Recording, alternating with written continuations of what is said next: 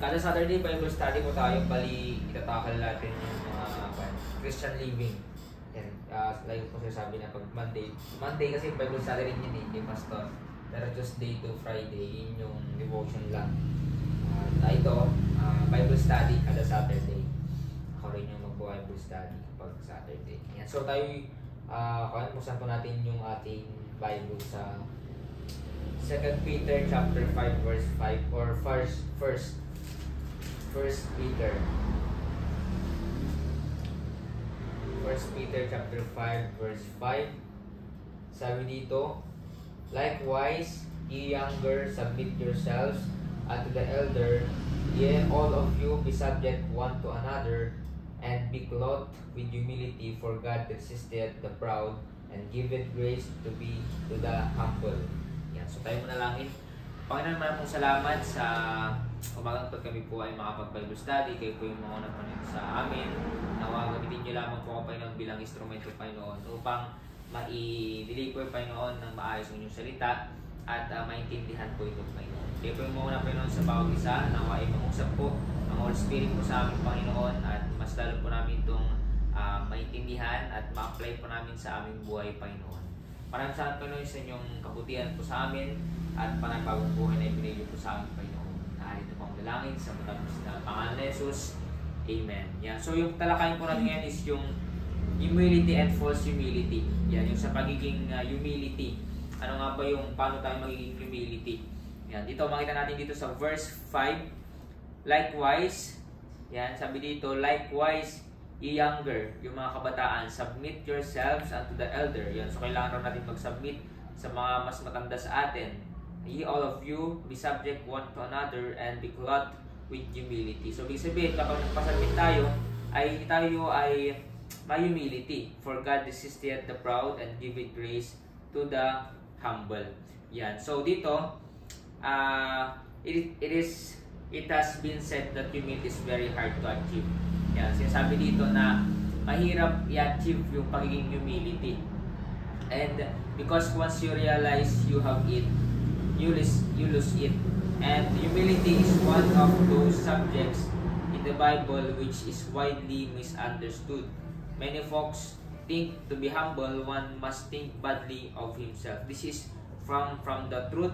Humbling oneself simply means to be in submission to authority. So pagiging humility or pagiging humble ay nagpapasubmit tayo sa may authority. Yan. And notice the context of our memory verse. Sabi dito, God says He gives grace to those who submit to the proper authority.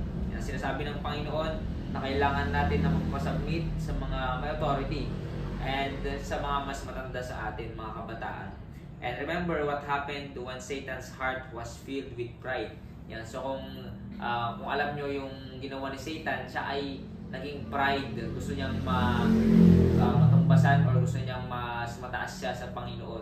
Pero dahil sa pride, siya ay binagsak dito sa mundo. Yan. And sabi dito,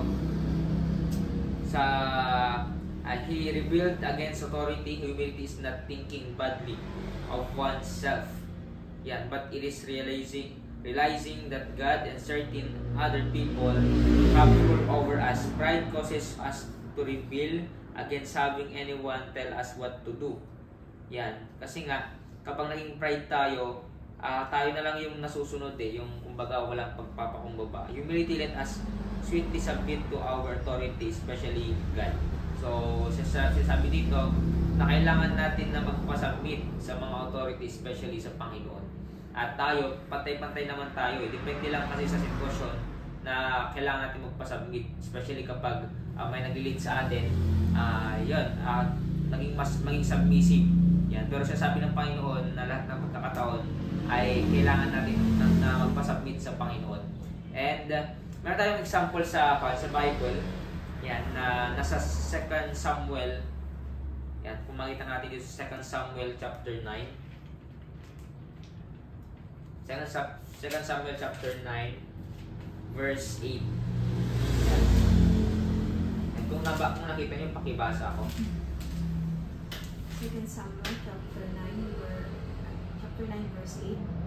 And he bowed himself and said, What is thy servant, that thou shouldest look upon such a dead dog as I am? Yeah, si Mephibosheth ay sinabi kay David na siya ay susunod. Yan. Sabi diyan, one will notice three things in this verse about Mephibosheth. Yeah, so meron siyang three things dito sa verse.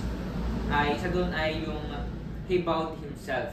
So kung makita natin dito sa verse 8, and he bowed himself and said, What is thy servant? Yan. So number 1 na nakita natin kay Mephibosheth ay he bowed himself. And second, he calls himself a servant.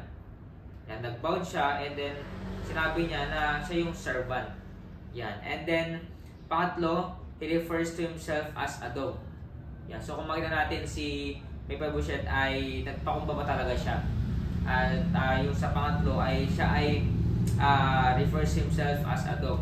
Para siyang aso. And now, today, we think of being called a dog as a derogatory remark. However, keep in mind that a dog is subject to his master. Yeah, so kung isipin natin, di ba, yung mga aso ay sumusunod sa mga tao, yung mga nag-aalaga sa kanila. And humility towards God is much like obedience training for a dog. Yeah, so parang kagaya natin, ang Diyos yung ating amo, tayo yung aso na sumusunod sa Kanya. And God gives the commands and we subject ourselves to those commands, and a proud man does not like this idea. Yan. So doon, nakita natin yung pagpapakumbaba ni Mephibosheth na ang dami niyang ginawa para siya ay maging humility or pagiging humble. And point number 1 natin, para mas matagal pa natin yung pagiging humility natin at mailabas natin yung totoong pagiging mabuting tao at pagiging humble. Yan. So number 1, God hates pride. So ang Panginoon, ayaw niya yung mga mapagmataas. Yan. And nasa Proverbs chapter 6:16 to 17. Yan. So makita natin dito, Proverbs chapter 6 verse 16 to 17. Sabi dito, these 6 things that the Lord hate, yes, 7 are an abomination unto him. And a proud look, a lying tongue, and hands that shed innocent blood. Yan. So, dapat dito na kapuutan ng Diyos ang mapagmataas dahil sa ginawa nito sa sangkatauhan sa kanyang inibig. Yan. Sabi dito, ang kasalanan ay pinaglihi ng napuno ng pagmamataas. Yan. Kagaya kay puso ni Lucifer sa langit. At sinaktan nito ang tao hanggang sa araw na ito, ang pagmamataas ay nagiging sanhi ng pagkahiwalay ng tao sa Diyos. Yan. So kung tayo ay mapagmataas, tayo daw ay iniwalay natin ang ating relationship sa Panginoon at hindi kailan nais ng Diyos na mahiwalay sa tao. So ang Panginoon ayaw niyang mahiwalay. Ayaw niya tayong pakawalan kasi nga anak niya tayo. Ang pag-ibig ng Diyos sa tao ay nagpadala kay Jesus sa krus upang iligtas ang mga tao mula sa impyerno at ibalik ang pakikisama niya noon sa tao. Yeah, so ang Diyos nagpapako sa krus para yung kasalanan natin ay kunin niya, or yung kasalanan natin ay matawag ito yung nagpapako siya para yung mga kasalanan natin ay linisin niya. Yan, yun yung ibig kong sabihin na ayaw niya pakawalan kasi nga anak niya tayo at mahal niya tayo. And dahil sa dito, sa kabila ng krus ay naghigpit sa masama ng tao at ang Diyos. So dito ay ayaw niya yung pagiging mapagmataas. Kasi nga iba yung nangyayari kapag tayo ay naging pride sa isa't isa, especially sa Panginoon. Kaya nga yung iba, yung mga mayayaman, nagiging pride na sila eh. Yung parang wala na silang Diyos kasi sobrang yaman nila, madami na silang pinagkakitaan, ganyan. At makita natin dito sa Bible na mayroong isang mayaman na hindi siya naniniwala sa Panginoon kahit anong sabihin kasi nga mayaman. Pero dahil meron tayong Panginoon, sinisikap niya na siya yung tagapagligtas kahit anong mga sitwasyon, ganyan. Kung tayo mahirap, pero ang Diyos tinatanggap pa rin tayo kahit duga tayo. And dito sa number 2, kapag number 2 natin, only by pride cometh contention. Yan. So dito, sa kapalaluan lamang dumarating ang pagtatalo. Yan. Dito sa Proverbs chapter 13 verse 10. Yan. Kung makita natin dito, only by pride cometh contention, but with the well advice is wisdom. Yan. So ang mga tao ay nag-aaway dahil lang hindi sila magpapasakop sa isa't isa. Yun. So dahil sa pride ay nag-aaway na rin. Yan. So kung may tayong makita na ibang tao na bakit nag-aaway sila, dahil sa pride, dahil sinasabayan nila yung pride. Ang mga anak ay nagipagtalo sa mga magulang, ang mga asawa ay nagipaglaban sa kanilang mga asawa. Yan. So sometimes makita natin yung mga mag-asawa, nag-aaway sila dahil sa pride. Ayaw nilang magpasabit sa isa't isa. And dito, ang mga asawang lalaki at ang mga ama ay nagipaglaban sa Diyos dahil sa mapagmataas. Maaring walang pagtatalo kung isinuko natin ang ating sarili sa isa't isa. So, dito sa number 2, kapag hindi tayo nakipagtalo pa, hindi mangyayari yung pride, di ba? So, dito makita natin na kapag sinabayan natin sila, mas lalong magiging mas tayong yung makipag-away sa isa't isa dahil sa pride. Yan. So iba kasi yung nangyayari kapag nag-away na at hindi na magpapansinan. Pero sabi nga dito sa last, maaring walang pagtatalo kung sinusuko natin ang ating sarili sa isa't isa. Yan. So magpakumbaba para hindi tayo mas lalong lumaki yung away. Yun yung number 2 natin, only by pride cometh contention. And number 3, humility is the first ingredient of revival. Yan. Ang pagpapakumbaba ay ang unang sangkap para sa muling pagbabangon. So kung tayo ay nagpapakumbaba, doon tayo nare-revive. Yan. So dahil sometimes na tayong kaaway, yan, hindi natin alam kung sino ba yung tama or mali. Pero sabi dito, humility is the first ingredient for revival. Kung gusto natin ma-revive, diba? Kung gusto natin ma-revive, kailangan natin magpakumbaba. Kasi kung hindi tayo magpapakumbaba, wala doon yung nawala kasi yung connection natin sa isa't isa. Yung relationship natin sa nagiging maganda yung relationship sana natin sa isang tao. Kaso nga lang, nawawala dahil nga lang sa pride. Yan. Pero sabi dito sa 2 Chronicles, makita natin dito, 2 Chronicles chapter 7 verse 14, if my people which are called by my name shall humble themselves and pray, yan, and seek my face and turn from their wicked ways, then will I hear from heaven and will forgive their sin and will heal their land. So ibig sabihin, sinasabi dito na kapag tayo ay nagpakumbaba, nagpray at yung talagang nagpapakumbaba tayo, ay makita natin din yung healing nung sa isa't isa, sa isang tao.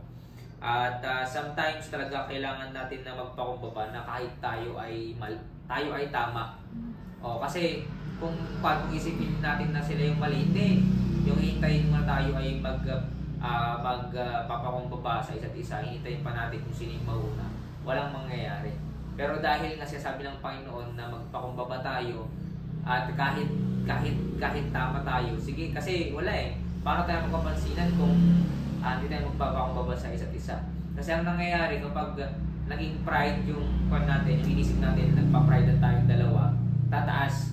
Yan, yung sa isang tao, tataas yung pride, tataas din yung pride. So hanggang sa langit na yun, yung hanggang sa dulo na magpakailanman kasi makamabot pa sa outer space. Pero dahil pag nagpakumbaba yung isa, kahit tama niya na, susunod din yan susunod din yan. Pero kung wala pa rin, siya na yung may problema, diba? Sometimes parang nagpapakumbaba na nga tayo, pero ayaw pa rin. Wala binigyan natin yung best natin Ang Diyos na yung bahala kasi sinabi na dito na kung gusto natin ma-revive ay magpakumbaba tayo. Yun yung ingredient. Pero kung dahil ayaw pa rin, di bahala ng Diyos. Basta yung responsibility natin ang sinasabi ng Panginoon ay ginawa natin. Yan. And ito, nais ng bawat Kristiyano na mapagpalain ng Diyos ang kanyang bansa. At least, sinasabi nila, malinaw nilang tinuturo ang ugat na dahilan kung bakit inalis ng Diyos ang kanyang kamay ng pagpapala mula sa isang bansa. Ay dahil sa kanyang mga tao ay hindi nagpapakumbaba, hindi sila napapailalim sa kanyang mga batas. Kung talagang gusto natin magkaroon ng bansang pinagpala ng Diyos, ang ating mga anak, kailangan nating magpakumbaba at ibalik ang Diyos sa kanyang lugar sa mga puso at buhay. Yan. So kung nagpapakumbaba tayo sa Panginoon, especially, yes, sa tao, kailangan talaga natin yan. Pero kapag sa Panginoon tayo nagpapakumbaba, andun yung pagpapala niya. Lagi tayong nagbabow down, yan, like kay kanina, sino ba yun? Si Mephibosheth na siya ay nagpakumbaba at parang aso na talagang nagbabow down siya. At ganoon din tayo, kaya nga pang nagpapray tayo, may papakumbaba na lumulubog tayo dahil andun yung humbleness natin sa Panginoon. At number 4, shame is the end of pride. Yan. Ang kahiyan ay ang wakas ng pagmamataas. Yan. Ang karangalan ay ang wakas ng pagpapakumbaba. Nasa Proverbs 29 verse 23. Yan. Proverbs chapter 29 verse 23. Sabi dito, a man's pride shall bring him low, but honor shall uphold the humble spirit. Yan. So, masarap sa pakiramdam yung may pride saglit. Yan. May pride, pag nagiging pride tayo, masarap kasi naitataas natin yung sarili natin. Pero hindi natin alam, temporary lang yun. Diba? At ang mapagmataas na tao ay tumitingin sa hamak sa tao na para bang siya ay isang talunan o mas mababang uri. Kasi minsan kapag nagpapakumba tayo, yung inisip natin para tayong talunan, yan, mababang uri, wala, man lang ako, ganito lang ako, or lang ako. Pero kung isipin kasi natin, mas daig pa nung nagpapakumbaba yung pa-pride. Kasi pag naging pride tayo, andun yung yabang. Kaya nga, kung makita natin dito sa verse 23 na, or sa Bible, na kung sino yung nagpapakumbaba, yun yung tinataas ng Panginoon. At yung mga mayabang or ma-pride, masalong dinadown ng Panginoon, masalong niyang binabagsak dahil ito ay mayabang. Yan. And then, sabi dito, sa paglaon gayon paman, ang papakumbabang tao ang magkakaroon ng karangalan. Yan. So, kung tayo nagpapakumbaba, ay nagkakaroon tayo ng karangalan. At ang mapagmataas na tao ang magkakaroon ng kahiyan. Yan. Nakakahiya. Kasi nga, sabi mo kanina, na kapag sino ang nagpapakumbaba, siya yung tinataas ng Panginoon. Binibigyan siya ng karangalan. At kung sino yung mapagmataas, salong dinadown, salong binababa ng Panginoon. At ang mahirap pa doon, pinapahiya pa ng Panginoon. Diba? Kasi nga yung nangyayari kapag tayo ay mayabang, ramdam natin yung hiya. Ramdam natin yung hiya. Kaya nga sinasabi dito, shame is the end of pride. Yan. Ang kahiyan ay ang wakas ng pagmamataas. Ang karangalan ay ang wakas ng pagpapakumbaba. Kaya kung gusto natin magkaroon ng karangalan, kailangan natin magpakumbaba. And number 5, God is not impressed with larger materialistic gifts, but with the humble heart. Yan. So dito sa Micah chapter 6, verse 6 to 7.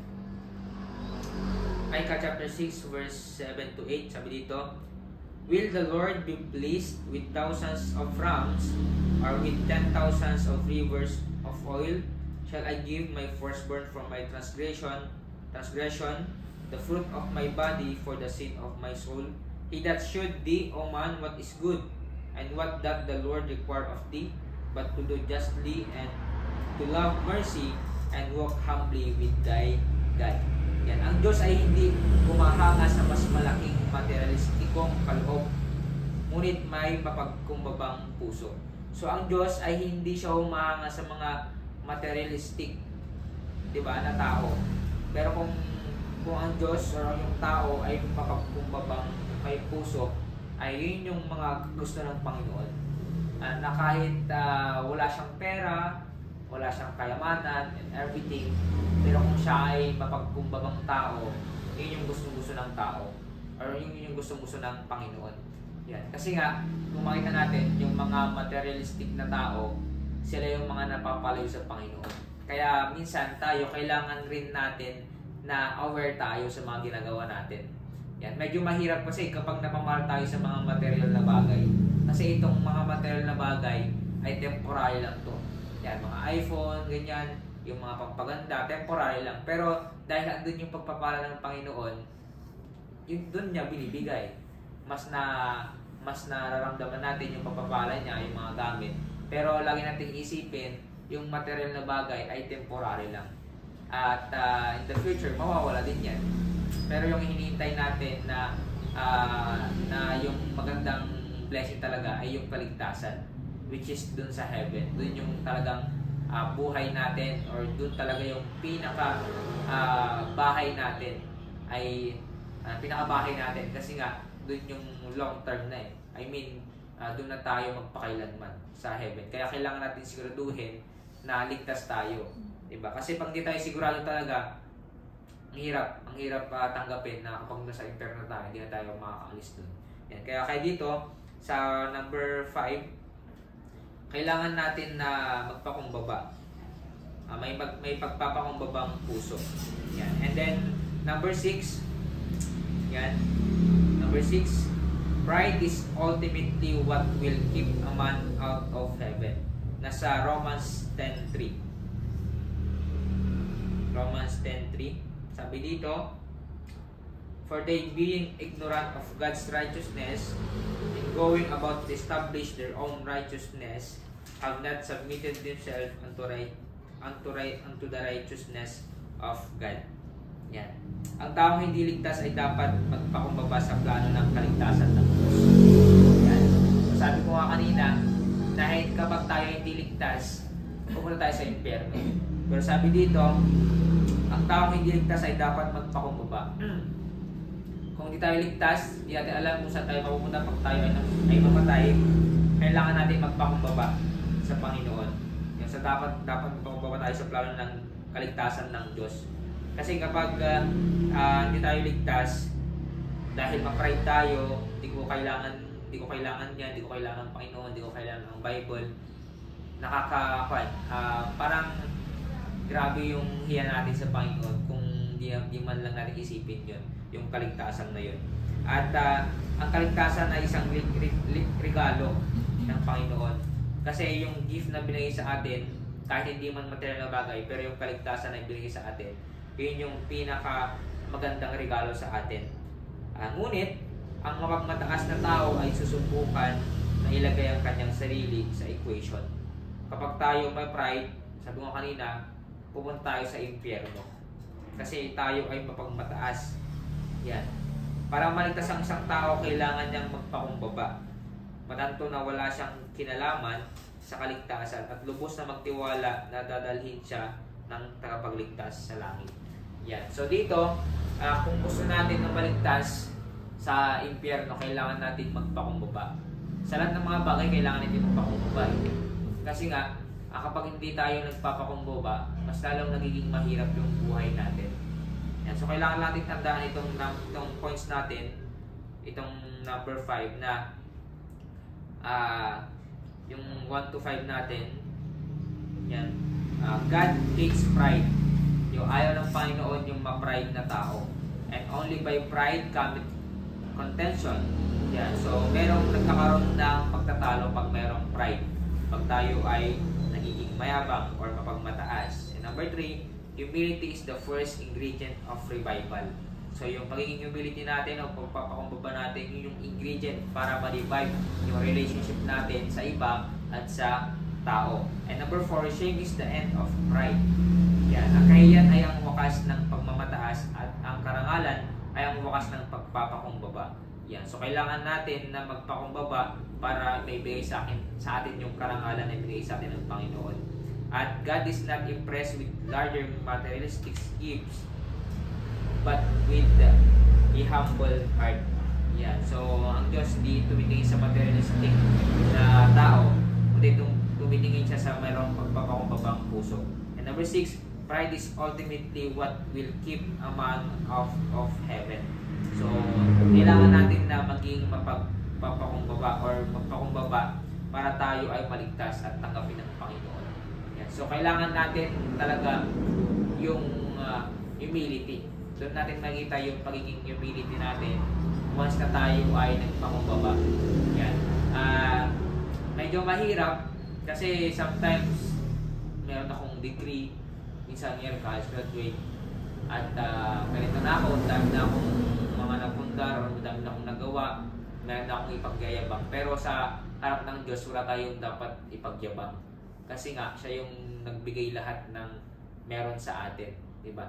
So, kailangan natin na dapat tingnan yung ating sarili na kapag tayo ay nagpakumbaba, tayo ay salang papapalain ng Panginoon. At meron tayong peace of mind. Yan. So, sila na bahala kapag tayo nagpakumbaba at ayaw pa nilang pakumbaba rin, sila na bahala. So, kailangan natin na maging humility, hindi false humility. Yan. So, meron tayong part 2 sa next Saturday, yung talagang itatakal natin na yung pagiging humility, pagiging totoong tao, at pagiging anak ng Diyos. Kasi kapag tayo ay merong humility or pagiging humble sa Panginoon, tayo ay magiging mas magtatagumpay sa buhay. Kasi kapag tayo ay humble, magiging maganda yung relationship natin sa Panginoon at sa iba. Yan. Yun lang. At dapat nawa ay maging aware tayo sa mga ganitong pagkakataon. At tayo ay magtiwala lang sa Panginoon. At yun. Kasi nakita natin yung pagpapakumba ng Panginoon sa atin. Di ba nagpapakot sa krus? So, doon na. Makita natin yung pagpapakumba niya. Kahit Diyos na nga lang siya, makapangyarihan, alam niya na siya yung may hawak, siya yung may kontrol sa mundo. Pero pinakita niya sa atin yung pagpapakumba, siya yung nagpapakot sa krus.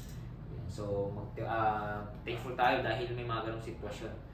So, kailangan lang natin na tingnan ang Panginoon lagi kapag merong mga ganong sitwasyon na tayo ay nagiging mataas. Lagi natin tingnan yung example na ang Diyos ay nagpakumbaba, nagpapako sa krus. So, tayo manalangin. So, Panginoon, maraming salamat sa inyong example. Kayo po ay naging good example po sa aming buhay, na kayo po ay nagpapako sa krus upang kami po ay maligtas. Nawa, lagi po namin tandaan yun, na kapag kami ay mapagmataas, lagi po namin isipin na kayo po ay nagpakumbaba at kami po ay nawa ay magpakumbaba rin po Panginoon sa lahat ng mga bagay, sa mga maganda sa amin, mga bagay na binigay niyo sa amin. Nawa, andun pa rin yung pagpapakumbaba Panginoon. Nawa, makita po sa amin yung humility Panginoon, hindi po yung magiging false humility Panginoon. At huwag po kami pag-kunwari or hipokrito Panginoon, para lang kita nila na humble po kayo Panginoon. Nawa, andun yung pangusap niyo po sa amin na huwag po kaming maging pagkunwari Panginoon. Nawa ay maging totoo po kami na nagpapakumbaba po sa inyo. Thank you for everything Panginoon. Kayo po yung manguna sa aming trabaho, sa aming gagawin Panginoon. At nawa, alam po ng mga trabaho po namin ay magawa. At ilayin niyo po kami Panginoon sa mga disgrasya Panginoon. Thank you for everything Panginoon. At ito po ang dalangin sa Pangalan ni Jesus. Amen. Amen. Ito, Kuya. I-stop mo yung